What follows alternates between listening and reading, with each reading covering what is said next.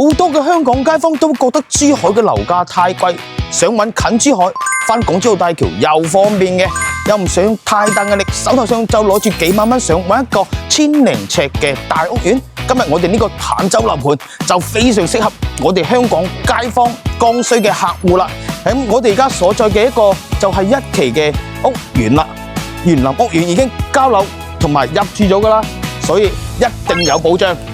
地段得天獨厚啊，同珠海相沖緊緊相連。坦洲快線香海高速多條主幹道環繞，10分鐘就可以直達珠海嘅香洲主城區，開車幾分鐘就可以去到三武會員店，15分鐘直達明珠輕軌站，20零分鐘就可以到達港珠澳上橋點。小區擁有粵港澳直通巴士，每日往返我哋嘅港珠澳大橋、香港嘅荃灣同埋太子，落樓下即可以上車。我哋屋苑嘅戶型選擇係十分之體貼嘅，我哋呢套剛需首選嘅單位89平方，3房2廳2衛，仲有我哋呢個108方嘅大4房戶型啊，可以滿足到你3代同堂。我哋嘅戶型講緊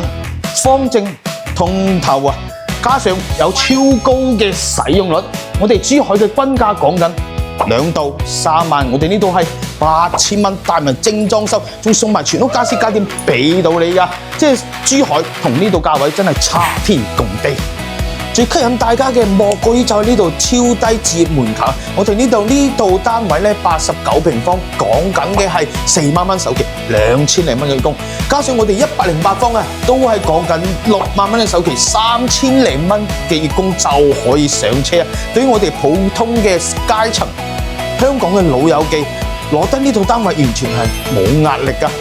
咁啊，我哋呢個片區咧聚集咗大量嘅香港街坊，自住係十分之舒服啊！